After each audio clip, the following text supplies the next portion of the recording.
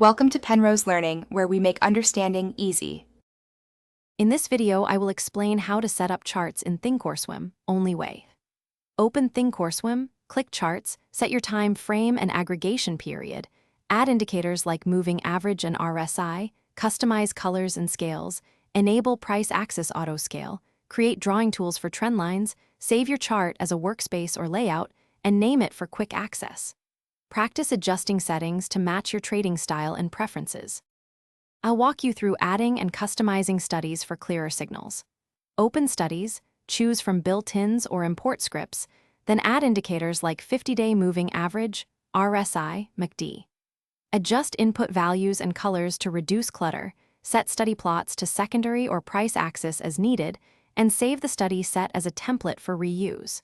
Testing combinations on practice charts helps build confidence safely before trading with real capital. If you're finding this video helpful, please subscribe and like to support more tutorials. Quick recommendation: bring your space to life with the Echo Dot smart speaker I used here. It fits next to your trading setup and plays alerts. Check the description for the link and other deals so you can quickly grab one if interested. Thanks for the support and feedback. Now let's get back to the video. Mastering time frames and aggregation gives clearer trade context. Use intraday bars for scalping, daily bars for swing trades, and weekly bars for longer trends.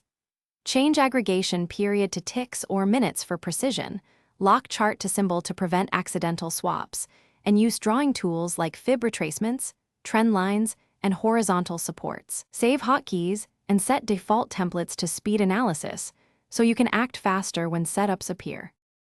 Thanks for watching. If this was helpful, leave a like and consider subscribing. See you next time.